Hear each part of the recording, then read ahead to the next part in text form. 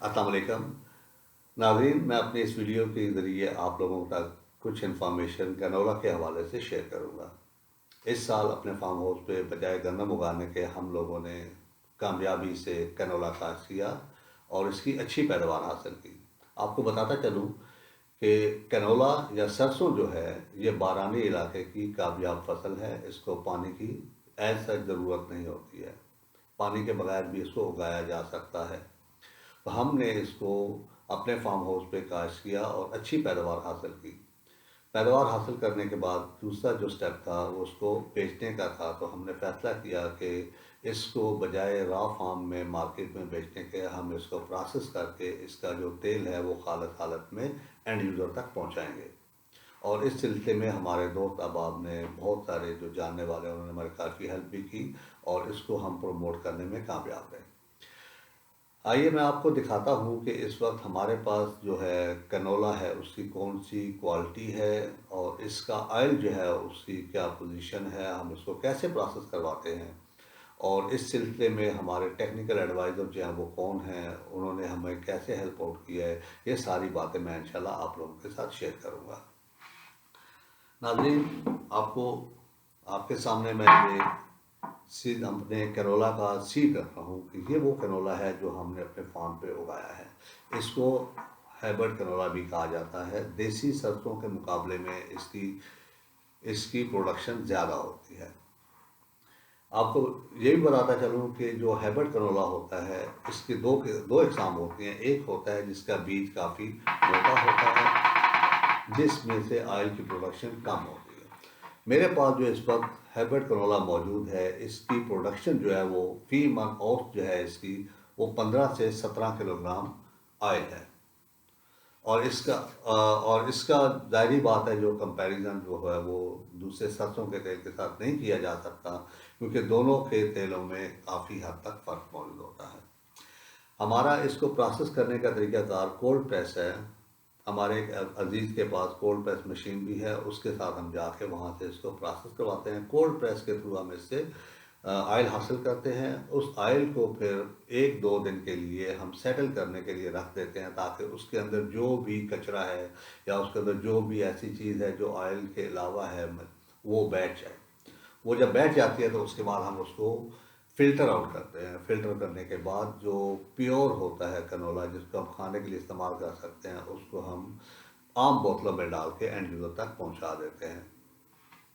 मेरे पास इस वक्त जो फार्म मौजूद है इसी ये सैंपल हमारे पास मौजूद रखा हुआ हमने इसको जो भी व्यूअर है उसको हम दिखा देते हैं कि ये हमारे पास सैंपल है। इस सवाल इसी क्वालिटी का या इसी कैटेगरी का ऑयल हम आपको प्रोवाइड करेंगे।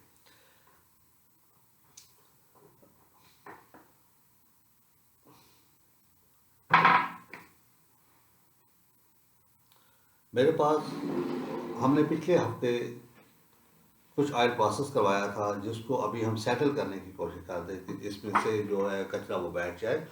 तो मैंने इसको कामयाबी के साथ जो इसका मेजर पोर्शन था वो हमने इसको फिल्टर आउट कर लिया। उसके बाद कुछ बच गया था तो उसको हमने इससे छोटी बॉटल में फ़िल्टर करके डाल दिया है। यही ऑयल है। और इसके बाद अभी मेरे पास जो इस ऑयल में सबसे एंड पे तह में जो कचरा बच जाता है वो मौजूद है। उसको मैंने इस छोटे बाउल में डाल के रखा हुआ है ताकि इसमें से मैं मज़ीद ऑयल जो वो निकाल लूँ और सिर्फ जो कचरा है वो यूज़र तक ना जाए और यूज़र को जो है वो खालिस तेल मौसूल हो।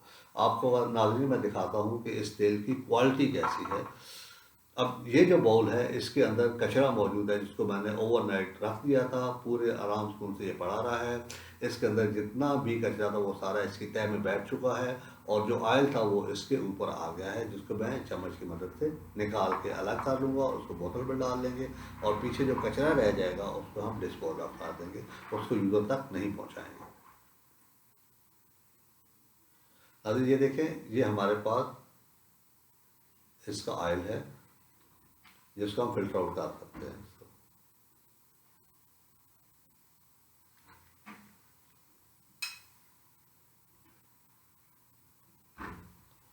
आपको बताता चलूं कि मार्केट में जो भी ऑयल दस्तियाब होता है, जो आप चक्की से उसको प्रोसेस करवा के लेके आते हैं, उसके अंदर कसावतें मौजूद होती हैं, उसके अंदर कचरा मौजूद होता है, जिसको आप कम से कम भी 2 दिन के लिए आराम से किसी जगह पे खुले बर्तन में डाल के रख देंगे, तो उसके बाद उसमें जो भी कसावतें होंगी वो बैठ जाएंगी और आपका ऑयल जो होगा वो प्योर फॉर्म में ऊपर आ जाएगा, जिसको बाद में यूज़ किया जाएगा। सरसों का तेल और कैनोला का तेल, इनके दरमियान जो भी फ़र्क है वो मुझे जो बताया गया वो ये बताया गया है, या जो हमने अपने टेक्निकल एडवाइज़र से पूछा था तो उन्होंने ये इंफॉर्मेशन दी थी कि सरसों का जो तेल होता है वो हल्का सा कड़वा होता है और जो कैनोला का ऑयल होता है वो मीठा ऑयल होता है। इसको गर्म करके पकाने की ज़रूरत नहीं होती, हम इसको डायरेक्ट खाने में इस्तेमाल करते हैं। और वाकई मैंने पिछले 4-5 महीने से जब से हमारी फसल आई है, मैं खुद घर में यही ऑयल इस्तेमाल कर रहा हूँ और इस ऑयल को इस्तेमाल करने के बाद हम अपने खाने में जायका और अच्छी खासी तब्दीली भी पाते हैं। नाज़रीन, ये जो तेल है ये बिल्कुल अल्लाह की मेहरबानी से 100% खालिस हालत में मैं अपने जो भी सारिफ हैं या जो भी हमारी जिनकी डिमांड होती है उन तक पहुँचाता हूँ और इसको मार्केट के जो रेट है उससे कम में हम सेल आउट करते हैं, ताकि अपना जो मार्जिन है वो ना भी हो तो फिर भी जो एंड यूज़र है उसको हम एक अच्छी और क्वालिटी प्रोडक्ट दें, ताकि हमारे जो यूज़र्स हैं उनको इसकी अहमियत का, इसकी अफादियत का पता चले और हम जो दूसरे घी हैं और जो दूसरा ऑयल है जो कि सेहत के लिए नुकसानदेह होते हैं, हम उनसे बचें या उनका इस्तेमाल कम करें।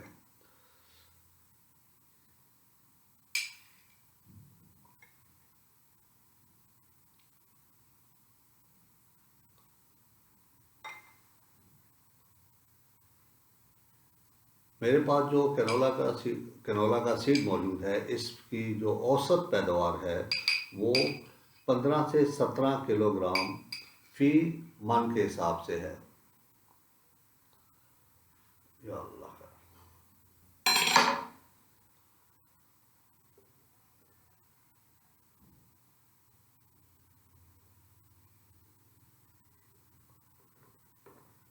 जबकि इसके मुकाबले में जो आम सरसों हैं, जिसको सरसों कहा जाता है, उसकी पैदावार 10 से 12 किलोग्राम फी मन के हिसाब से होती है ऑयल की प्रोडक्शन।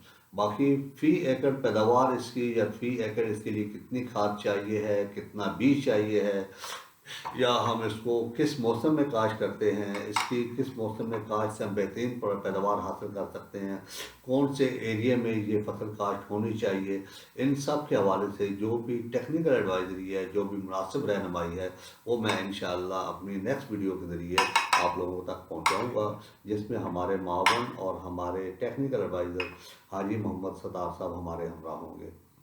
हाजी मोहम्मद सत्तार साहब काफ़ी अरसा दराज से महकमा ज़राअत में अपनी खिदमात सरअंजाम दे रहे हैं और मुझे उम्मीद है कि उनकी टेक्निकल एडवाइजरी और जो उनकी मशावरत है वो आप लोगों के लिए भी और मेरे लिए भी मज़ीद मुनाफा बख्श साबित होगी, फ़ायदेमंद साबित होगी। और इसके लिए हम क्या कर सकते हैं कि अपनी जो पैदावार है उसको ना सिर्फ बढ़ा सकते हैं बल्कि उसके अंदर हम बेहतरी भी ला सकते हैं।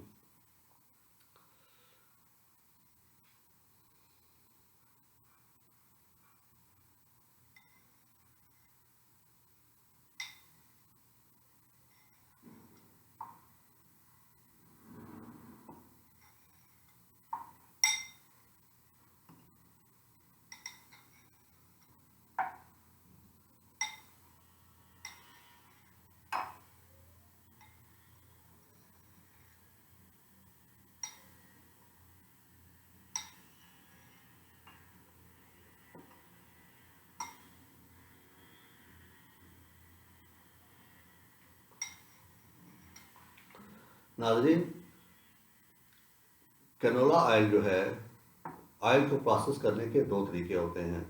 आप इसको कोल्ड प्रेस से भी हासिल कर सकते हैं या इसको दूसरा जो कच्ची घानी भी इसको आया था वहाँ से भी हासिल किया जा सकता है। आजकल जो हमारे जो मुनासिब तरीक़ाकार है वो कोल्ड प्रेस का ही है। इससे कोल्ड प्रेस की मशीन वो 2.5 से 3 लाख रुपए में मिल जाती है। उसके लिए प्रोसेस किया जाए तो इसके ग़ज़ाई अज्जा जो होते हैं वो भी डिस्ट्रॉय नहीं होते।